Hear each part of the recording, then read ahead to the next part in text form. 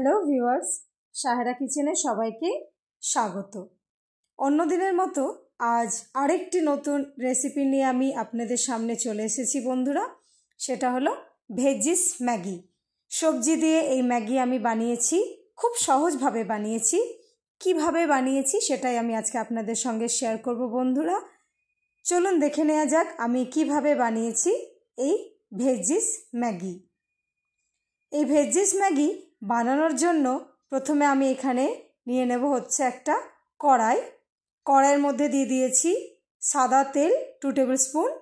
তেলটা গরম হয়ে আসলে এখানে দিয়ে দিলাম রসুন কুচি কিছুটা পরিমাণে, দিয়ে দিলাম পেঁয়াজ কুচি কিছুটা পরিমাণে।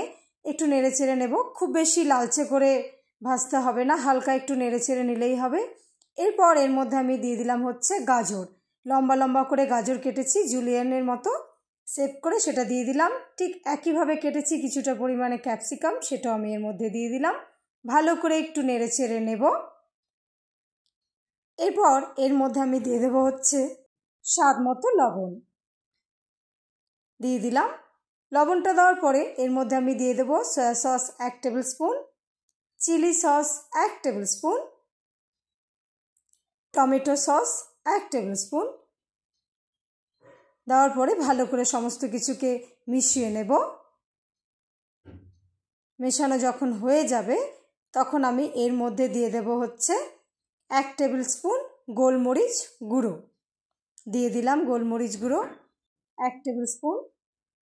গোলমরিচ গুঁড়োটা অবশ্যই দেবেন বন্ধুরা, এটা দিলে ফ্লেভারটা এতটাই ভালো আসে বলে বোঝাতে পারবো না আপনাদেরকে, তাই গোলমরিচ গুঁড়োটা অবশ্যই দেবেন।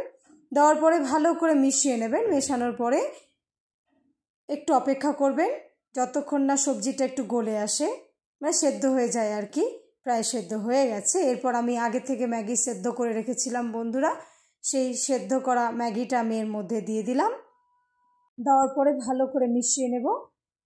মেশানোর সময় গ্যাসের ফ্লেমটা একেবারে হাইতে রাখবেন বন্ধুরা, কমিয়ে দেবেন না, নইলে ম্যাগিটা গলে যাবে।